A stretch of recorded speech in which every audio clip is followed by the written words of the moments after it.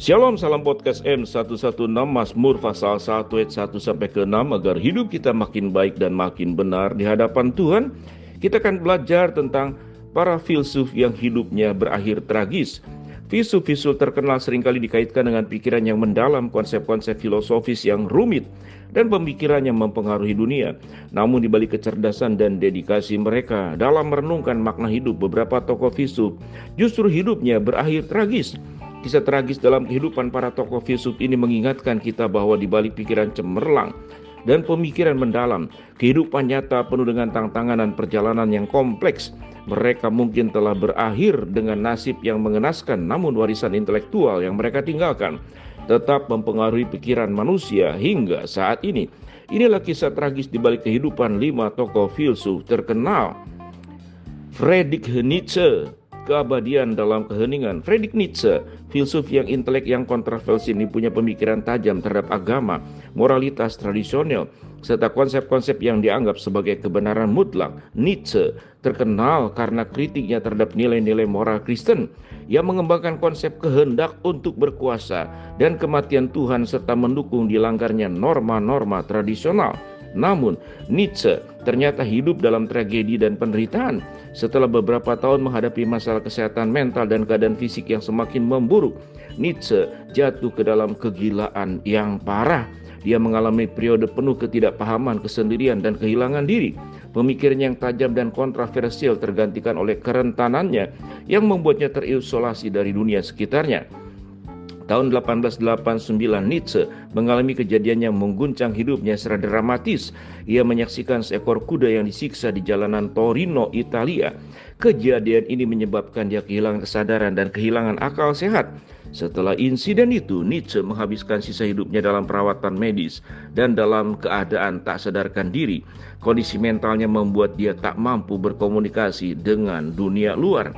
25 Agustus 1900, Nietzsche akhirnya meninggal dunia dalam keadaan yang sangat mengenaskan dan terkucilkan. Akhir hidupnya ironis, pandangan-pandangan yang cemerlang hancur dan berakhir menjadi kegilaan. Meskipun demikian, warisan pemikiran Nietzsche tetap memberikan pengaruh besar dalam perkembangan filsafat modern dan budaya pemikiran. Nietzsche menjadi inspirasi bagi banyak pemikir, seniman dan intelektual masa kini. Socrates, seorang filsuf Yunani kuno yang terkenal dengan metode dialektikanya dan mengajukan pertanyaan tajam untuk menggali kebenaran, menghadapi akhir hidup yang tragis. Ia dijatuhi hukuman mati dengan cara mengkonsumsi racun dari tanaman hemlock. Hukuman ini dijatuhkan oleh pengadilan Athena tahun 399 sebelum Masehi. Socrates dituduh merusak tatanan sosial dan meragukan keyakinan agama yang berlaku pada waktu itu. Meskipun ia diberi kesempatan untuk menghindari hukuman dengan membungkam pemikirannya, Socrates menolak. Ia enggan mengubah pikiran, pandangan, atau menggoyahkan prinsip-prinsipnya. Ia meyakini kebenarannya harus dicari melalui dialog kritis. Jean-Jacques Rousseau sendirian di akhir hidup. Jean-Jacques Rousseau, seorang filsuf terkemuka asal Prancis, adalah tokoh mewakili pemikiran di abad pencerahan. Ia dikenal karena teorinya tentang kebebasan individu dan kontak sosial yang memberikan sumbangsi besar terhadap pembentukan pemikiran politik modern. Namun akhir hidup Rousseau jauh dari ketenangan. Dalam usia senjanya ia mengalami penderitaan dalam kesendirian, mengguncang kesehatan mental dan fisiknya tertekan karena persekusi dan pengintai. Ia merasa terancam, mengalami rasa terasing yang mendalam dari masyarakat. Meskipun teori pemikiran dan teorinya telah membuka jalan bagi perubahan sosial politik, Rousseau sendiri harus menghadapi penolakan dan ketidakpahaman dari banyak orang. 1779, di tengah kesunyian, Rousseau meninggal dunia di Paris. Hypatia kehilangan nyawa dalam kekerasan. Hypatia, seorang filsuf perempuan yang hidup abad keempat di Alexandria, adalah salah satu tokoh penting dalam sejarah intelektual dan perempuan. Ia bukan hanya seorang pemikir cemerlang, tetapi juga seorang guru yang menginspirasi banyak orang dalam pemikiran matematika dan filosofinya. Kehadirannya di dunia akademik pada masa yang sangat patriarki adalah suatu pencapaian yang luar biasa. Hypatia dikenal sebagai penafsir Plato dan Plotinus, serta sebagai pengembang gagasan-gagasan baru dalam matematika, astronomi, dan filsafat. Namun, Kehidupannya berakhir dengan tragedi politik dan agama yang mengguncang dunia intelektual Alexandria tahun 415 Masehi, dan iklim politik yang tegang perebutan kekuasaan. Hypatia menjadi korban kekerasan fanatisme agama. Sebagai seorang non-Kristen memegang jabatan akademik yang penting yang menjadi sasaran tuduhan-tuduhan palsu dan propaganda dan dari kaum Kristen ekstremis yang menuduhnya menyebarkan ajaran sesat. Dalam suatu insiden yang mengerikan, Hypatia diseret keluar dari kendaraannya oleh massa yang mengamuk.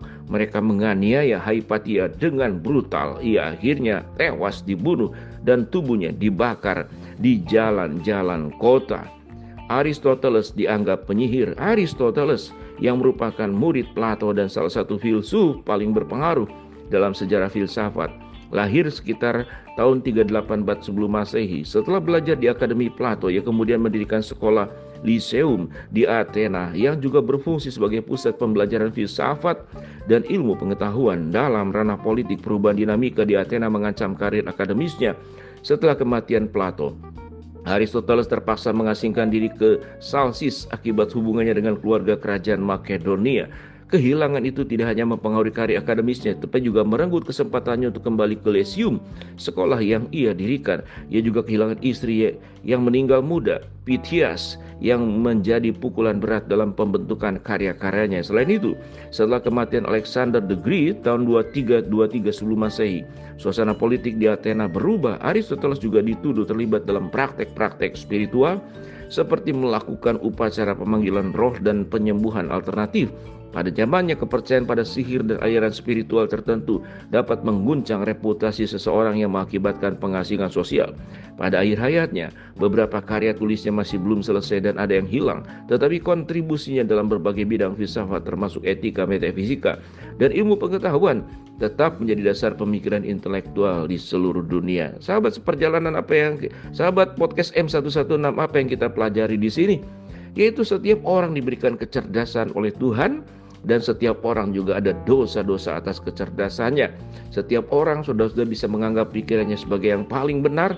Oleh sebab itu, kalau ada yang berbeda dengan dirinya, bisa menyalahkan. Tetapi yang berkuasa, yang punya kekuatan fisik, kekuatan politik, kekuatan militer, punya potensi untuk membunuh, menghilangkan, dan menggeser orang-orang yang berbeda. Itu sifat manusia berdosa.